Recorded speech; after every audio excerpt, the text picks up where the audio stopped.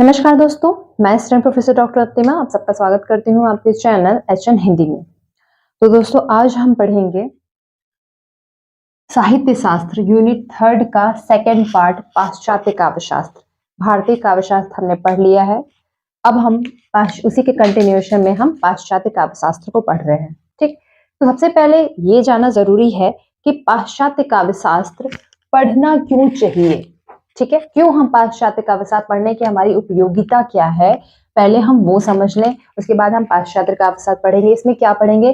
पाश्चात्य काव्य शास्त्र में इसमें हम पाश्चात्य मतलब पश्चिम के विद्वानों, पश्चिम के विचारकों के बारे में पढ़ेंगे और उनके बारे में उनके विचारों को पढ़ेंगे। जो सिद्धांत उन्होंने काव्य या साहित्य संबंधी जो भी सिद्धांत उन्होंने दिए हैं उसको पढ़ेंगे और जानेंगे, क्योंकि कहीं ना कहीं इनका प्रभाव आधुनिक साहित्य में कम या ज्यादा जरूर पड़ा है। ठीक, तो इसलिए ये भारतीय साहित्य में भी, हिंदी साहित्य में भी इसकी उपयोगिता कहीं ना कहीं बढ़ जाती है और इसीलिए ये आज हमारे हिंदी साहित्य का, यूजीसी नेट हिंदी साहित्य का बहुत इंपॉर्टेंट हिस्सा है और अब इससे अधिकतर प्रश्न भी पूछे जाने लगे हैं।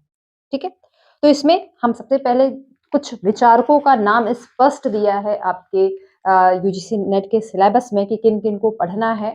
वो आप सिलेबस जरूर अपना देखते हुए साथ में इसको देखते रहें। उन सभी विचारकों को इसमें हम देखेंगे, क्या क्रम है उसके साथ, और उसके साथ जो कॉन्सेप्ट दिए हैं उनको भी हम देखते रहे। ठीक, तो सबसे पहले जिनको हम देखते हैं आपके सिलेबस में वो है प्लेटो। ठीक है, प्लेटो को हमने सबसे पहले आपके सिलेबस में आप पढ़ोगे, लेकिन हम जब ये क्रम बनाते हैं, जब क्रम भी पूछता है, ये प्रश्न आपसे पूछता है, जब हम क्रम बनाते हैं तो ये क्रम होता है सुकरात से। सुकरात यूनान के बड़े दार्शनिक थे, ऐसे दार्शनिक जिन्होंने अपने नए विचारों से उस समय की जो जनरेशन है उसको जगाने की कोशिश की, पुरानी रूढ़ियों का खंडन करने का प्रयास किया और उस समय के जो राजतंत्र है, जो राज्यादेश है, उसके अगेंस्ट हमेशा आम जनता के लिए यह काम करते रहे और इसकी ही कहीं ना कहीं उनको सजा भी मिली। और हम सबको पता है कि सुकरात को विष का प्याला देकर के उनकी उनकी मृत्यु कर दी गई थी। ठीक है, जेल में दिया डाला गया था और उसके बाद वहीं पर उनको विष का प्याला देकर के उनकी मृत्यु हो गई थी। इन्हीं के शिष्य हैं प्लेटो। प्लेटो भी इनसे काफी ज्यादा प्रभावित रहे हैं।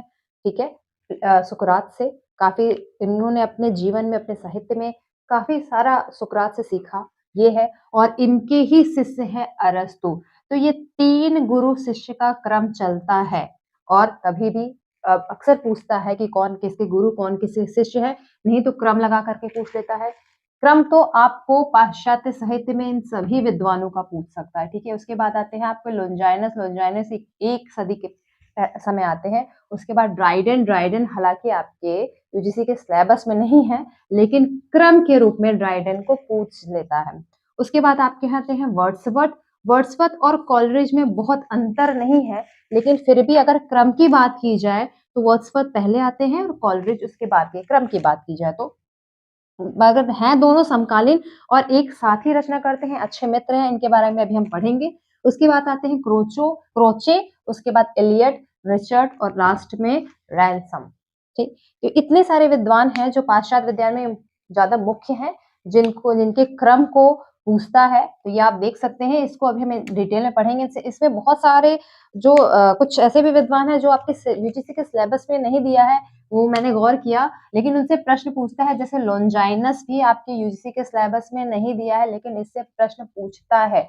और जहां तक मुझे याद आ रहा है क्रोचे भी एग्जैक्टली इनका नाम नहीं दिया है, लेकिन इससे भी प्रश्न पूछता है। ठीक है, तो हम इन लोगों को साथ में लेकर के पढ़ेंगे, देखेंगे। पहले आप इन सबका क्रम देख लीजिए।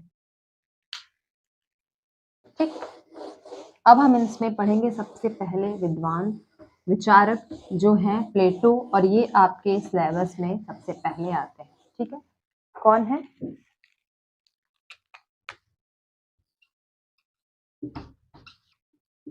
प्लेटो। ठीक, प्लेटो पाश्चात्य काव्य शास्त्र के सबसे प्रथम विचारक, प्रथम विद्वान, जिनको हम भारतीय काव्य शास्त्र में भी पढ़ते हैं। ठीक है, इनका जन्म हुआ था 427 ईसा पूर्व और मृत्यु हुई थी 347। 427 ईसा पूर्व में इनका जन्म हुआ था और 347 ईपू में ईसा पूर्व में इनकी मृत्यु होती है। ठीक, एथेंस में जन्म हुआ था। एथेंस, इनका जन्म स्थल भी पूछता है इसलिए जानना जरूरी है। एथेंस में जन्म हुआ था। अभी हमने देखा कि इनके गुरु कौन है, गुरु हैं सुकरात और शिष्य हैं, ठीक है, अरस्तु। प्लेटो जो है वो प्रत्ययवादी विचारक है। प्रत्ययवादी कैसे हैं ये? प्रत्ययवादी, प्रत्ययवादी विचारक है। इसका मतलब क्या होता है? विचार। प्रत्ययवादी दार्शनिक है। प्लेटो कैसे हैं? प्रत्ययवादी दार्शनिक है, जिसका मतलब होता है विचार। इसको हम आइडियलिस्टिक भी कहते हैं, ठीक है, आइडियलिस्टिक फिलोसफर है ये। कुछ 4-5 प्रकार होता है, उसमें प्लेटो प्रत्ययवादी है। इनफैक्ट ज्यादातर पाश्चात्य साहित्यकार, पाश्चात्य दार्शनिक जो है वो प्रत्ययवादी ही मिलेंगे। इसमें अन्य जो प्रकार होते हैं वो है आत्मवादी,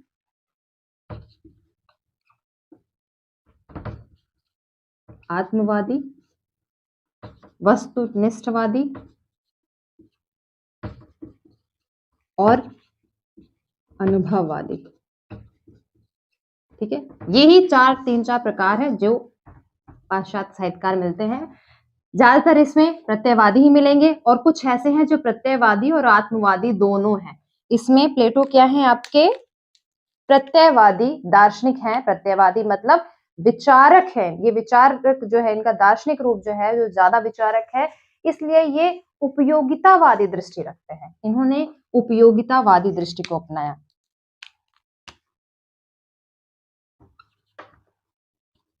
उपयोगितावादी दृष्टि को अपनाते हैं ये।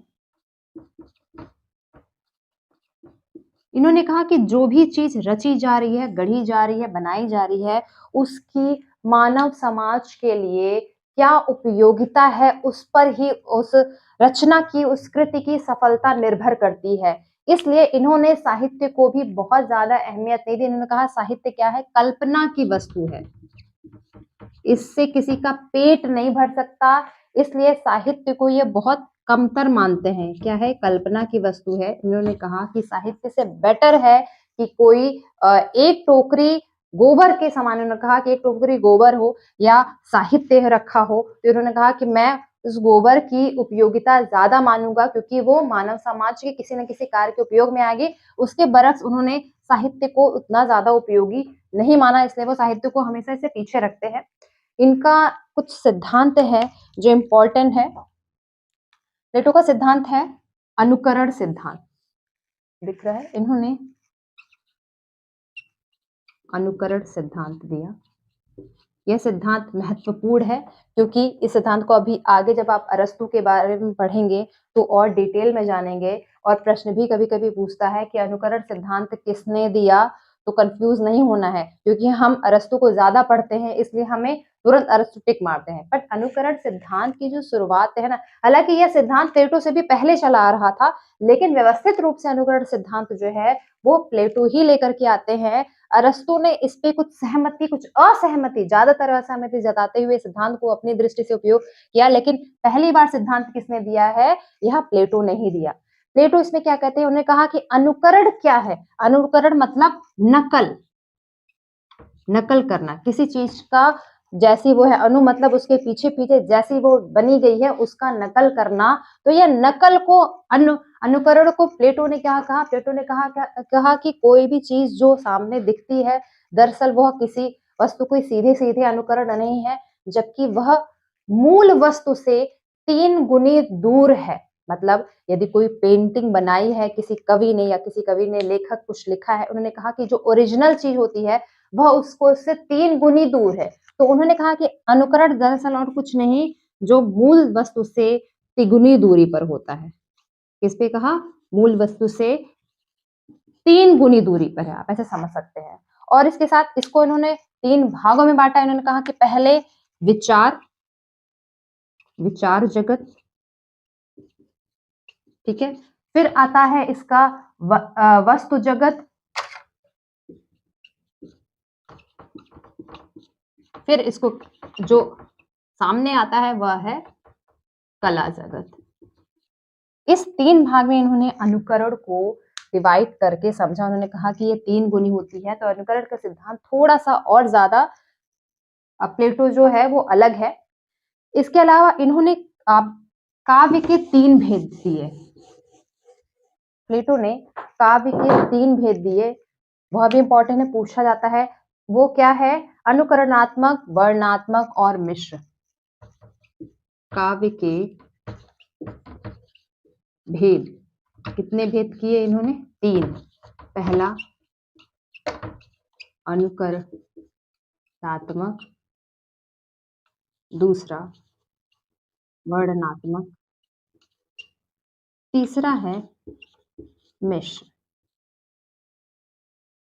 थोड़ा बड़ा ही लिखने की कोशिश कर रही हूँ ताकि आपको समझ में आए। मैं छोटा थोड़ा सा उस समय जरूर लिखती थी ताकि इस समय एक टॉपिक आपके पूरे बोर्ड पे आ जाए जिसका आप आराम से स्क्रीनशॉट या एक साथ उसका एक ग्राफ तैयार कर सके। लेकिन मैं कोशिश कर रही हूँ कि फिर भी एक ही चीज सारे बोर्ड पे आ जाए। एक टॉपिक पर, शॉर्ट टॉपिक की चीजें एक साथ बोर्ड पे रहने से थोड़ा ज्यादा क्लियरिटी बनती है आपको आगे भी पढ़ने में, ठीक है। तो इन्होंने इस 3 भागों में बांटा, जिसको वो कहते हैं अनुकरणात्मक, वर्णनात्मक और मिश्र। इसको उन्होंने क्या कहा? पहला को उन्होंने कहा जाता है प्रहसन, प्रहसन या दुखांतक, ठीक है। दूसरे को उन्होंने कहा प्रगीत और तीसरे को महाकाव्य। इस श्रेणी में रखा। अनुकरणात्मक क्या क्या होते हैं? प्रहसन और दुखांतक, और मतलब ट्रेजेडी। वर्णनात्मक क्या है? प्रगीत। और मिश्र जो है वो है महाकाव्य। इसको वो मानते हैं। इसके साथ प्लेटो की रचना की बात करें तो 2 रचनाएं मुख्यतः फेमस हैं। कौन कौन सी हैं वह?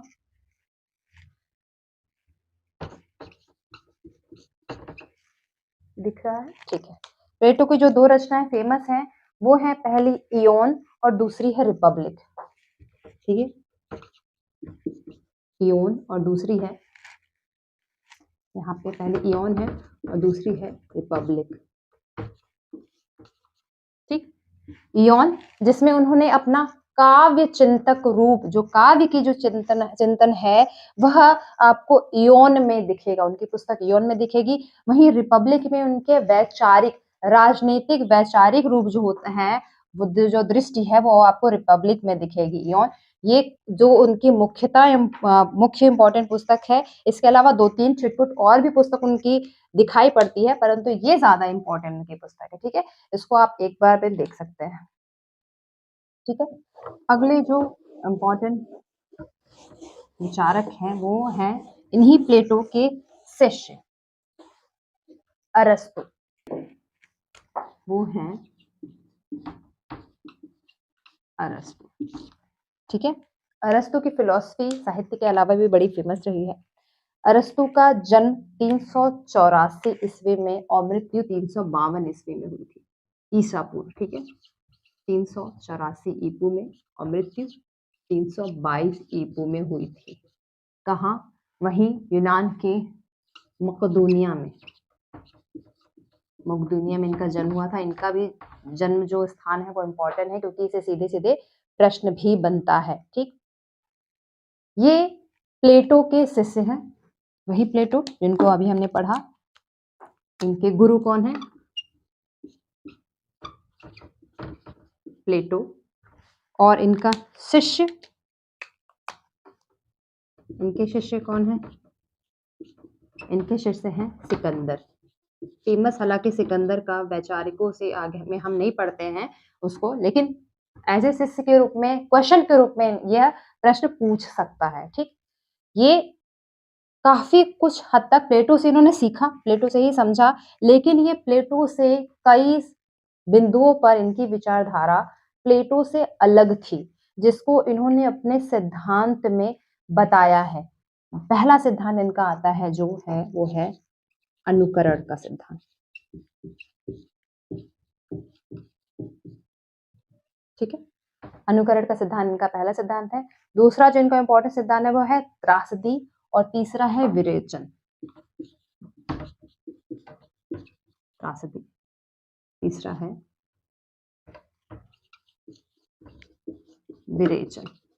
यह 3 सिद्धांत इन्होंने दिए, जिसमें अनुकरण सिद्धांत जो कि पहले प्लेटो दे चुके हैं, उसको ही इन्होंने और एक्सप्लेन किया, जहां प्लेटो ने इसको 3 गुना दूरी माना, वहीं अरस्तु कहते हैं यह 3 गुना दूरी नहीं है, बल्कि अनुकरण क्या है, हूबहू है।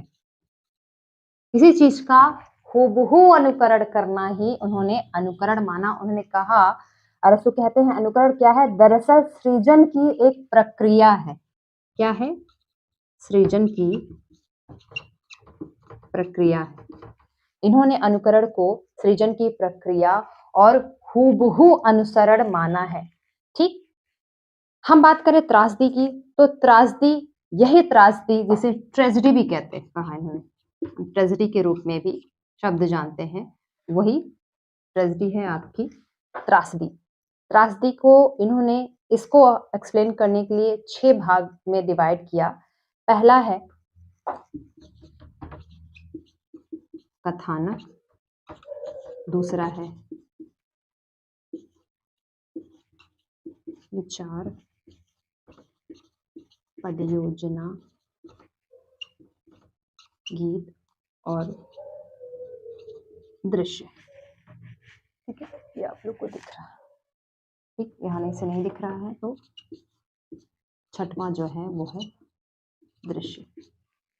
इस 6 भागों में इन्होंने त्रासदी को डिवाइड किया, इससे भी प्रश्न पूछता है। ठीक है, विरेचन की बात करें तो विरेचन को ही आप कथारसिस मानते हैं। यह एक इसको एक तो उन्होंने कथारसिस कहा, ये थोड़ा सा सर्जन का शब्द है। कथारसिस, इसको इन्होंने कहा कि भावों के शमन की जो प्रक्रिया होती है, दरअसल वो साहित्य के द्वारा होती है। भावों के शमन की प्रक्रिया, हमारे भीतर कई सारे भाव जो हैं वो हमेशा बने रहते हैं, लेकिन वह भाव जब भी हम जिस भी प्रकार का साहित्य देखते हैं, कोई गंभीर, कोई रोने वाला, कोई मार्मिक, कोई करुण दृश्य देखते हैं, तो हमारे भीतर की जो करुणा है वो बाहर निकलती है, और जब निकलती है तो हमें एक शांति का अनुभव होता है। ठीक है, तो वही भावों के शमन की प्रक्रिया उन्होंने कहा क्या है, विरेचन है। विरेचन द्वारा हम भावों के शमन की प्रक्रिया करते हैं, इसी को इन्होंने कथारसिस कहा। कथारसिस और ट्रेजेडी, ये 2 शब्द आपको ज्यादा सुनने को मिलेंगे, जिसको त्रासदी और विरेचन भी कहते हैं। ठीक है, अब आते हैं इनकी पुस्तक की। इनकी 3 पुस्तक ज्यादा इंपॉर्टेंट है। पहला है पेरिपोएटिकस,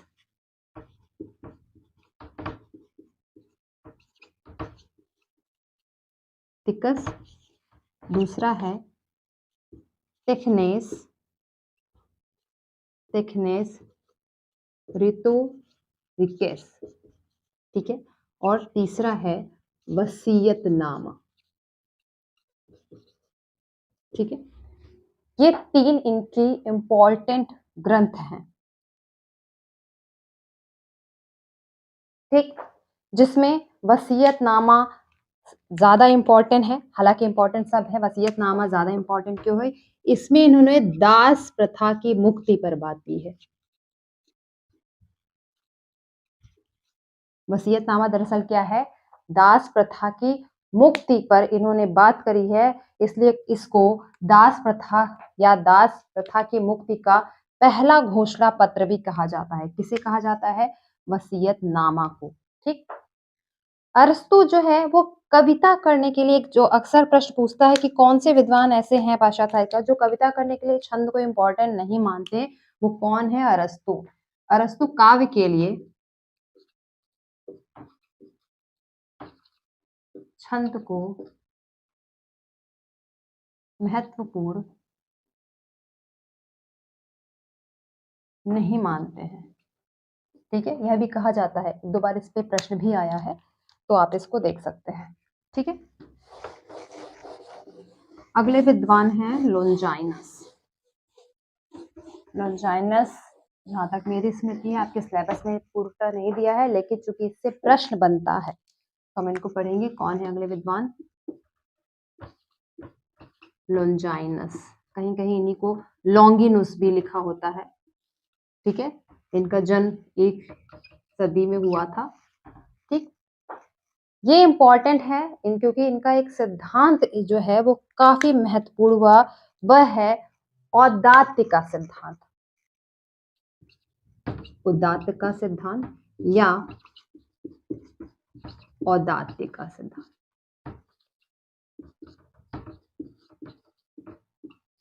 इसी को ऑन द सबलाइन भी कहते हैं, ऑन द सबलाइन। ठीक, इन्होंने कहा कविता का जो स्वरूप है ना वह औदात्य उसका जो होना चाहिए वो ऊंचा होना चाहिए, उसका जो अब इन्होंने कहा जो कविता का जो स्वरूप है उसमें औदात्य होना चाहिए। वह कविता तभी जो आम पाठकों के लिए सही है या जनता या समाज के लिए सही है जब उसमें एक प्रकार का औदात्य होगा, एक ऊंचाई होगी। इसको इन्होंने ज्यादा माना, जिसके लिए इन्होंने कहा कि 5 तत्व होते हैं जो कविता में औदात्य होने के लिए सहायक तत्व है। कौन कौन ये हैं? पहला है, इसके लिए उन्होंने कहा महान विचार।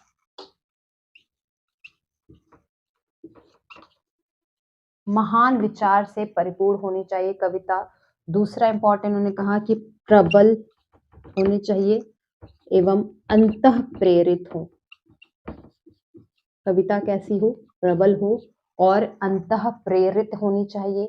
तीसरा उन्होंने कहा कि भव्य पद योजना होनी चाहिए। सामान्य नहीं होगी, सामान्य होगी तो गद्य हो जाएगी, या सामान्य होगी तो आम कहने की बात हो जाएगी। भव्य पद योजना, ठीक है, तीसरा है भव्य पद योजना। चौथा है अलंकारों का समुचित प्रयोग होना चाहिए। एक प्रकार से अब आप समझ सकेंगे कि यह अलंकारवादी भी है। अलंकारों का समुचित प्रयोग, ठीक है। तो यदि कहीं घुमा फिरा करके भी प्रश्न पूछता है कि अलंकारवादी आचार्य या अलंकारवादी सिद्धांतकार कौन है तो आप समझ सकते हैं। ठीक, पांचवा जो इंपॉर्टेंट है, इन्होंने कहा कि रचना जो है ना वह गरिमा हो उसमें, ठीक है, रचना की जो हो वो एक गरिमा हो।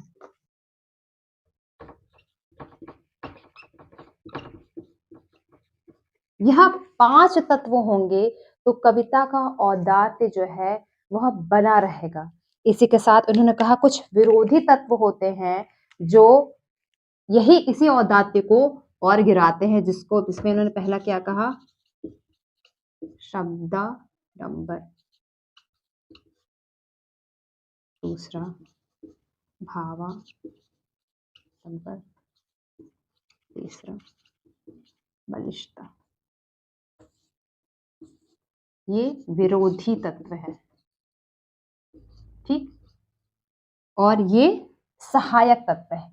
इन पांचों के होने से महान विचार, प्रबल एवं अंतर प्रेरित, भव्य पद योजना, अलंकारों का समुचित प्रयोग और रचना की गरिमा, ये होने से कविता का औदात्य बढ़ जाता है। जबकि आडंबर, किसी भी तरह का आडंबर, चाहे वो शब्दों का आडंबर हो या भावों का आडंबर हो या किसी प्रकार की बलों का प्रयोग होता है अतिरिक्त, तो वह कविता के औदात्य को और खत्म कर देती है या उससे हीन कर देती है, ये उन्होंने कहा। अब ये विचार कहाँ देते हैं? ये इनका एकमात्र ग्रंथ जो फेमस है वो है पेरिहुप्सुस।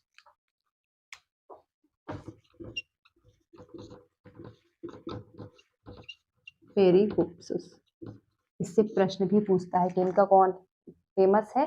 पेरिहुप्सुस। ये 44 अध्याय में, 44 अध्याय में विभाजित है। 44 अध्याय और कहते हैं 60 पेज में, ठीक है, इसमें विभाजित। तो आप इसको देख सकते हैं। अब हम आते हैं वर्ड्सवर्थ पे। अगले जो विचारक हैं वो है वर्ड्सवर्थ।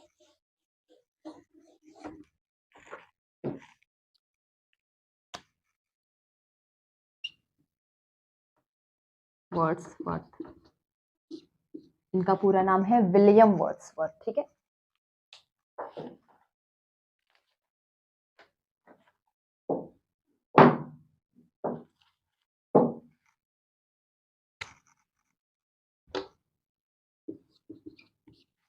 इनका जन्म हुआ था 1770 ईस्वी में। कहाँ? इंग्लैंड में। ईस्वी में कहाँ? इंग्लैंड में, ठीक। इनके ही समकालीन हैं कॉलरिज, जिनको हम आगे पढ़ेंगे, वह इनके मित्र थे, मतलब वर्ड्सवर्थ और कॉलरिज आपस में मित्र हैं। शुरुआती रचनाएं काफी सारी इन लोगों ने मिलकर साथ में ही करी थी। ठीक है, वर्ड्सवर्थ का जो विचार था वो कहीं ना कहीं ज्यादा आम जन के प्रेरित था और स्पेशली गवई भाषा में प्रेरित है। तो इनके काव्य सिद्धांत जो हैं, काव्य सिद्धांत इनके निम्न हैं कि इन्होंने अपने काव्य सिद्धांत, एक ही इन्होंने सिद्धांत दिया जिसे काव्य भाषा का सिद्धांत कहा गया।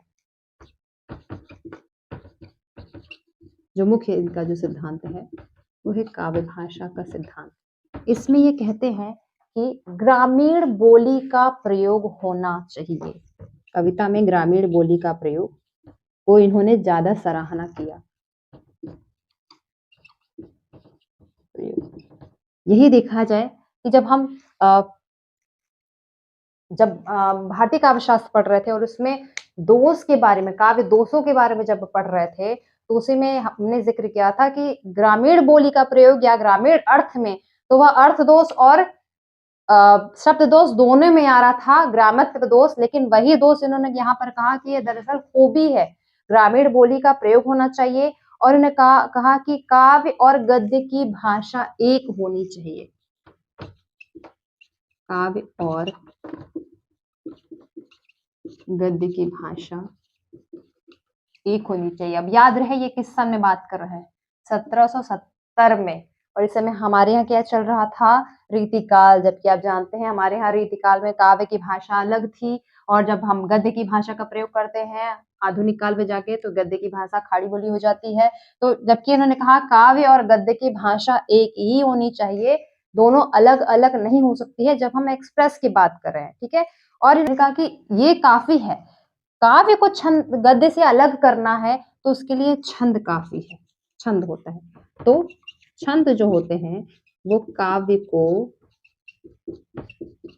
गद्य से अलग कर लेते हैं, इसीलिए इनकी भाषा को अलग करना आवश्यक या जरूरी नहीं है। ठीक, काफी बातों पे इनकी चर्चा हुई, जिसको इन्होंने अपने पहले जो पुस्तक लिखी थी लिरिकल बैलेड, जो इन्होंने कॉलरिज के साथ मिलकर लिखी थी। क्या थी? Lyrical ballads. ठीक है, जिन्होंने कॉलरिज के साथ लिखी थी। इन्होंने कविता का स्वच्छंदवादी प्रयोग पे ज्यादा बल दिया, इसीलिए लिरिकल बैलेड को ही इसी जो पहली भूमिका इन्होंने लिखी थी एडवर्ड स्टीजमैन नाम से, इसकी जो भूमिका, ये 4 संस्करण में आती है। पहली बात तो इसके 4 संस्करण आते हैं, इसी लिरिकल बैलेड के 4 संस्करण आते हैं, जिसमें पहले संस्करण की भूमिका किस नाम से आई थी? एडवर्ड स्टीजमैन नाम से, स्टीजमैन नाम से आती है, जिसमें इन्होंने स्वच्छंदतावाद को ज्यादा या स्वच्छंदतावादी साहित्य को बहुत सराहा, इसलिए इसे स्वच्छंदतावाद का घोषणा पत्र भी कहते हैं। क्या कहते हैं? वाद का घोषणा पत्र। ठीक, और वर्ड्सवर्थ स्वच्छंदतावाद के जनक बन जाते हैं। इस प्रकार से कुछ विद्वानों ने इन्हें स्वच्छंदतावाद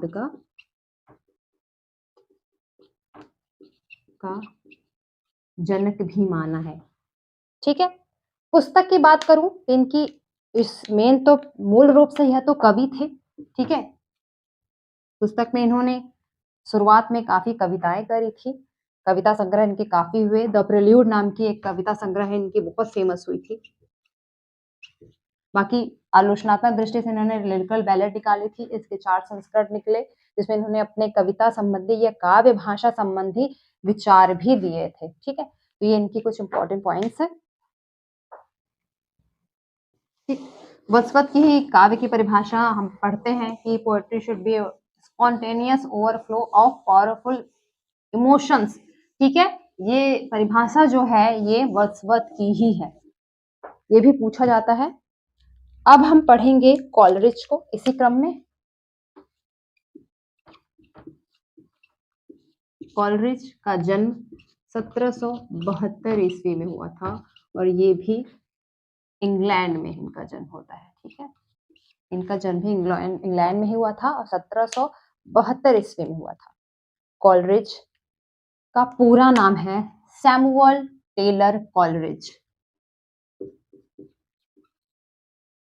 सैमुअल टेलर कॉलरिज। ठीक है, कोई चीज अगर देखने में बहुत स्पष्ट ना हो तो उसका उच्चारण मैं करती हूँ, कम से कम हर चीज का मैं 1 से 2 बार उच्चारण करती हूँ, तो वो आप रुक कर ठहर करके भी सुन सकते हैं। ठीक है, सैमुअल टेलर कॉलरिज ये प्रत्ययवादी विचारक हैं। हमने शुरू में जिन विचारकों की बात की थी, प्रत्ययवादी, आत्मवादी, वस्तुनिष्ठ और अनुभववादी, जिसमें कॉलरिज भी प्रत्ययवादी दार्शनिक है। कैसे? विचारवादी।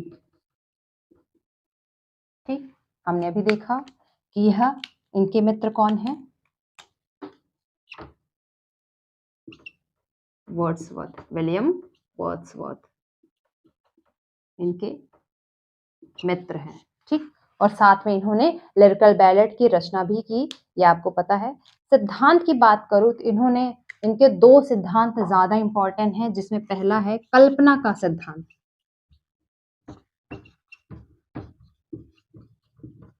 ठीक है, कविता में इन्होंने कल्पना को महत्वपूर्ण माना और इसको भी इन्होंने 2 भाग में डिवाइड किया।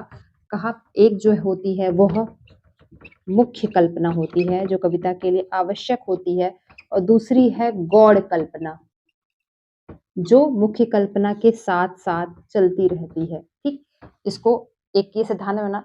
दूसरा इन्होंने कहा जैववादी सिद्धांत। दूसरा सिद्धांत इनका है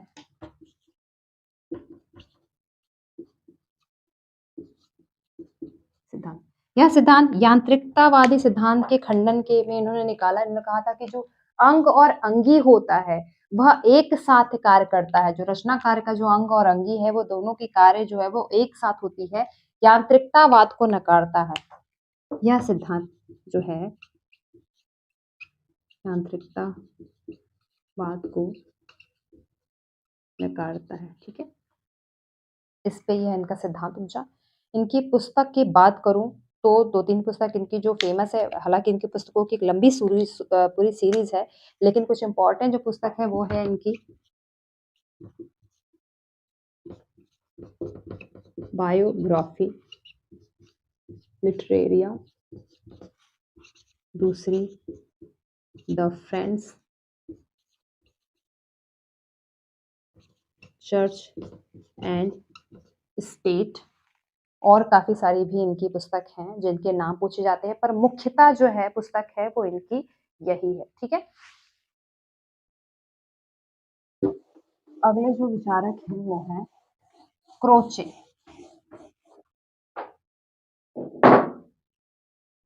ठीक है, कौन है? क्रोचे। क्रोचे का पूरा नाम है बेनेड्रितो क्रोचे। पाश्चात्य नाम है, इसलिए कहीं कहीं इसका प्रोनाउंसिएशन कुछ और भी मिलता है। तो इनका नाम है क्या है? बेनेड्रितो क्रोचे। इनका जन्म इटली में हुआ था 1866 में। 1866 में इटली में इनका जन्म हुआ था। वहीं के विचारक हैं। क्रोचे महत्वपूर्ण है क्यों? अपने सिद्धांत अभिव्यंजनावाद को लेकर। ठीक है, यह मूलतः यह प्रत्ययवादी विचारक है, प्रत्ययवादी, उसके साथ आत्मवादी।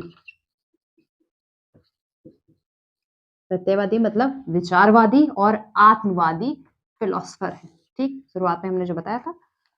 इनका सिद्धांत है अभिव्यंजनावाद। सिद्धांत क्या है? अभिव्यंजनावाद का सिद्धांत।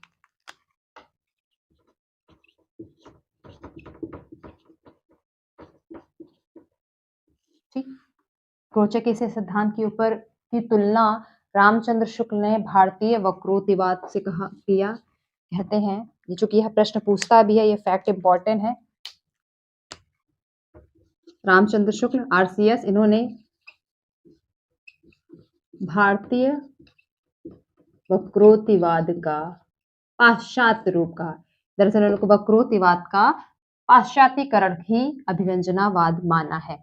अभिव्यंजनावाद क्या कहता है? अभ्यंजनवाद से तात्पर्य है कि किसी भी चीज जो कला जो होती है, वो जो आर्ट है, वह वस्तु में नहीं है, उस वस्तु की अभिव्यक्ति में है। ठीक है, अभिव्यंजनावाद कहता है कि जो कला है, जो आर्ट या लेखन है, जो कृति है, उसको पेश की जाए, दरअसल उसी में, उसमें कोई कला नहीं होती है, उसमें खूबसूरती नहीं है, उसको किस तरीके से आपके सामने, पाठकों के सामने अभिव्यक्त किया जा रहा है। दरअसल सारी सौंदर्य जो है, सारी सुंदरता जो है, वो आपके इसी बात में है। और इनकी ग्रंथ जो है एस्थेटिक, ग्रंथ ग्रंथ का नाम है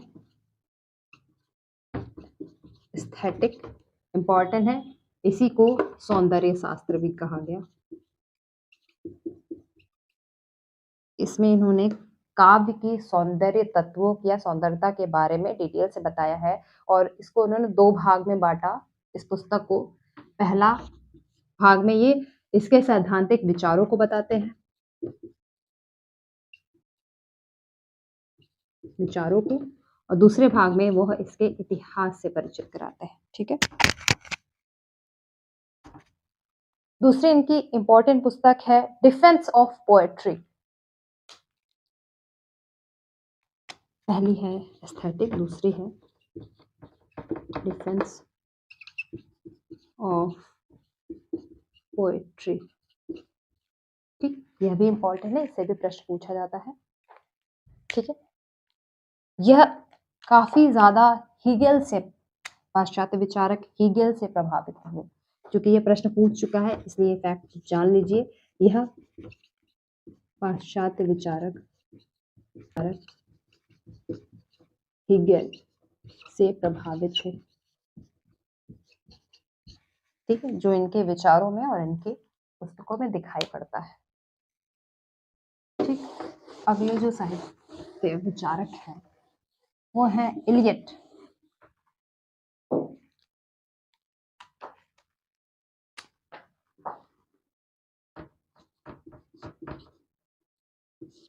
इलियट अमेरिकन विचारक है, इनका जन्म अमेरिका में हुआ था और यह एक अमेरिकन विचारक है। ठीक है, इनका पूरा नाम है टॉमस स्टर्न इलियट, इन्हें टीएस इलियट भी कहते हैं। क्या है इनका नाम?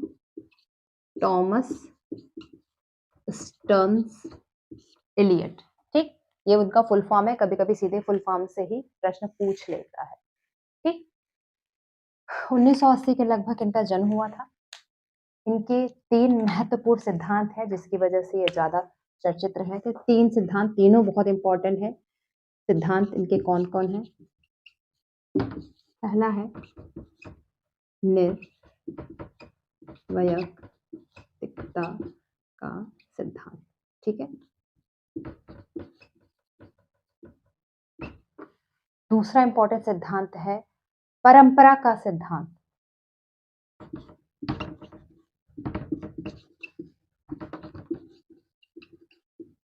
और तीसरा है वस्तुनिष्ठ का सिद्धांत। ये 3 महत्वपूर्ण सिद्धांत इन्होंने काव्य भाषा के जो सिद्धांत दिए थे, ये 3 महत्वपूर्ण सिद्धांत इन्होंने दिए थे। इनके पुस्तक जो इम्पोर्टेंट है, इम्पोर्टेंट क्यों है? क्योंकि पहले ऐसे साहित्यकार, ये पहले ऐसे पाश्चात्य विचारक हैं जिन्हें नोबेल प्राप्त हुआ था। इनकी पुस्तक थी द वेस्टलैंड, ग्रंथ है द वेस्टलैंड, इस पर इन्हें नोबेल पुरस्कार प्राप्त हुआ है। ठीक है, मिलता है। इसके अलावा इनकी और बहुत सारी रचना है जो इम्पोर्टेंट है, जैसे the sacred would, the use of poetry and the use of criticism. ये दोनों इम्पोर्टेंट पुस्तक है। पहला है पहला तो ये थी, दूसरा है द सेक्रेड वुड, दूसरा है the use of poetry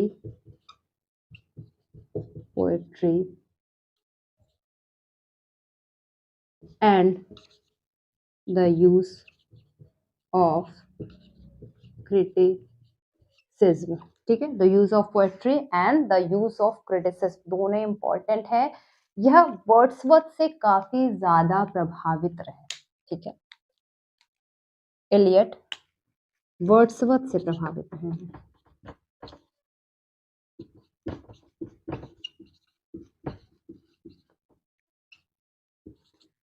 Wordsworth से, वर्ड्सवर्थ के विचारों से काफी ज्यादा प्रभावित रहे। ठीक है,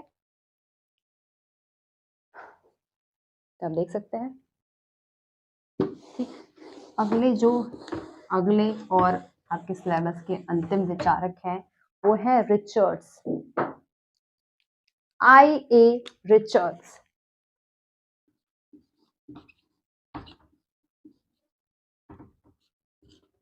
I.A. रिचर्ड्स, इनका फुल फॉर्म है इवर्ड आर्मस्ट्रॉन्ग रिचर्ड्स। ठीक है, यह भी इंग्लैंड के थे। 1893 में इनका जन्म हुआ था। कहाँ? इंग्लैंड के विचारक थे। इनके 3 महत्वपूर्ण सिद्धांत हैं, वो तो और ज्यादा है, लेकिन 3 सिद्धांत जो हैं वो अधिक महत्वपूर्ण है। पहला है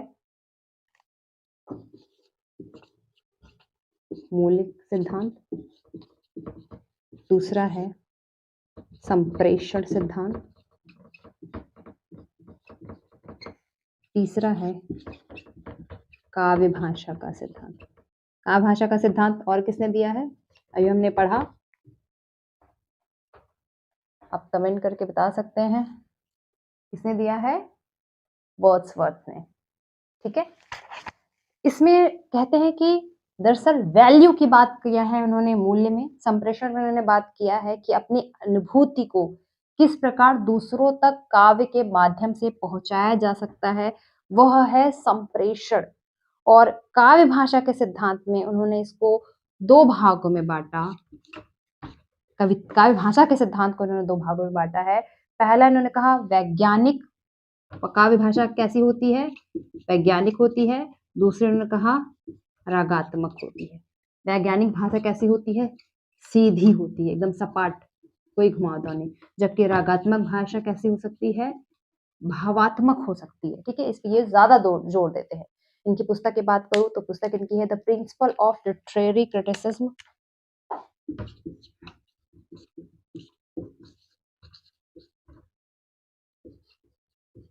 द प्रिंसिपल ऑफ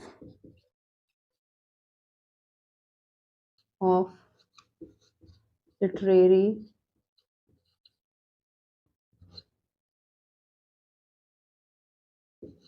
क्रिटिसिज्म। ठीक है, practical criticism, the meaning of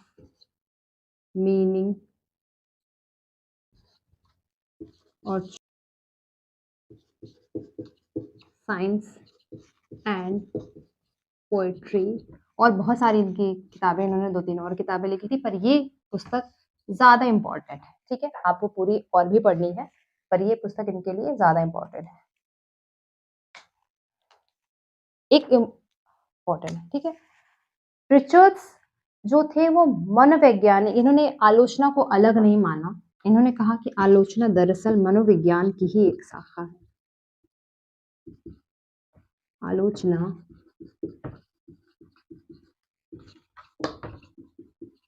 शाखा है। तो किसने आलोचना को मनोविज्ञान की शाखा माना है? I.A. रिचर्ड्स ने। तो ये कुछ इंपॉर्टेंट पॉइंट में आप देख सकते हैं। ठीक, ये कुछ विचारक थे जो आपके सिलेबस में दिए हुए हैं। इसके अलावा कुछ पॉइंट्स जो आपको पढ़ना है वह है नई समीक्षा,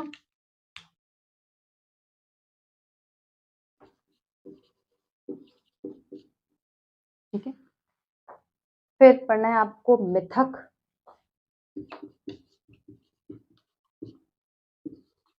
फैंटेसी, ठीक, प्रतीक, बिंब, इन पर पहले कल्पना है, कल्पना, प्रतीक, बिंब, इन पांचों को विचारक रूप में पढ़ना है। ठीक है, तो नई समीक्षा का सबसे पहला जो शब्द का प्रयोग होता है वो स्पिनगॉर ने किया था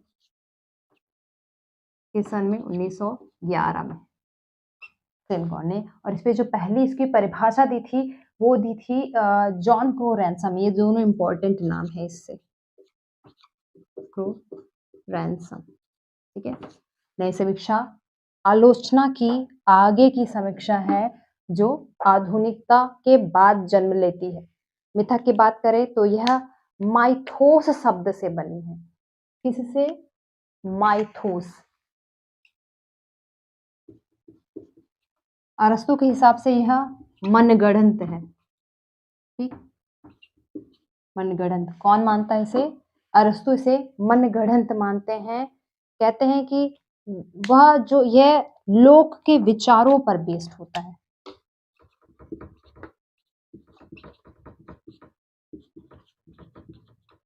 बेस्ड है। ठीक है, अगला है फैंटेसी। फैंटेसी यूनानी शब्द फैंटेसिया से बना है। यह मनुष्य की क्षमता का संभाव्य संसार है।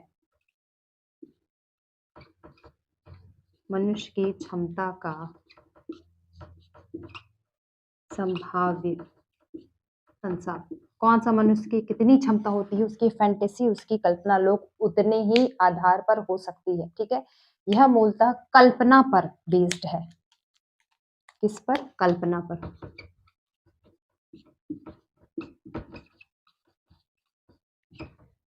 ठीक, अब आते हैं कल्पना पर। कल्पना क्या है? मनुष्य की प्राकृतिक मानसिक कल्पना पर। कल्पना क्या है? मनुष्य की मानसिक प्राकृतिक शक्ति है दरअसल। ठीक है, यह मनुष्य की अनुभूतियों पर आधारित होती है। यह किस पे बेस्ड है? अनुभूतियों पर बेस्ड है। ऐसे हम प्रतीक की बात करें तो प्रतीक जब किसी छोटे से चीज को बड़े चीज में जब किसी बड़े बड़े चीजों को छोटी छोटी चीजों पे एक शब्द को एक चित्र में दर्शाना होता है तो प्रतीक का प्रयोग करते हैं। मतलब बड़े अर्थ के लिए, व्यंजित अर्थ के लिए कहा जा सकता है। व्यंजित अर्थ के लिए प्रतीक परंपरा या प्रतीक विधान का प्रयोग होता है। बिंब, बिंब की बात करें तो कल्पना को मूर्त रूप प्रदान करना, प्रदान करना। इसके 3 भेद होते हैं। पहला ऐन्द्रियता, भाव, तीसरा एक रूपता। ये तीनों होनी जरूरी है बिंब के लिए। ठीक है, तो ये जो आपके कॉन्सेप्ट है उनको शॉर्टकट रूप, ठीक, इसको आप देख सकते हैं। तो जो सिलेबस है, ठीक है, जो पाश्चात्य साहित्य का सिलेबस है उसको हमने एक फ्रेम में, एक मोटे मोटे फ्रेम में हमने समझ लिया है। ठीक, इसके अलावा पर्टिकुलर जो कोई चीज टॉपिक आपको नहीं समझ में है उसको आप अगेन मैसेज करके या अपने कमेंट में या लाइव सेशन के दौरान पूछ सकते हो। ठीक है, एग्जाम बहुत पास आ रहा है, डेट निकल चुका है और अब आपको सीधे एग्जाम देना है। तो अब टाइम कम है। मुझसे भी ऐसे प्रश्न पूछे जा रहे हैं कि मैम इतनी जल्दी सारा सिलेबस कैसे खत्म कर ले। तो मैं अभी बोलूंगी कि ये आपकी इधर 2 महीने की तैयारी ही नहीं है, बस इतने दिन से आपने तैयारी करी है, इसको किसी प्रेशर में फेल नहीं होने दीजिएगा। अब आप उसको शॉर्ट में रिवाइज करते चलिए और सॉल्व करते चलिए। ठीक है, रिवाइज करते चलो और पेपर सॉल्व करते चलो। ये मात्र की है आपके सक्सेस होने की। ठीक, इसके अलावा जो भी ठीक, इसके अलावा आपको प्रेशर हैंडल करना है। जब तक एग्जाम क्वालिफाई नहीं रहता, जब तक एग्जाम दे नहीं लेते, तब तक आपको उस प्रेशर को हैंडल करना है। कंटिन्यूसली लगातार प्रैक्टिस करते जाइए और जो भी डाउट हो वो आप हमसे पूछ सकते हैं। ठीक है, शुभकामनाएं।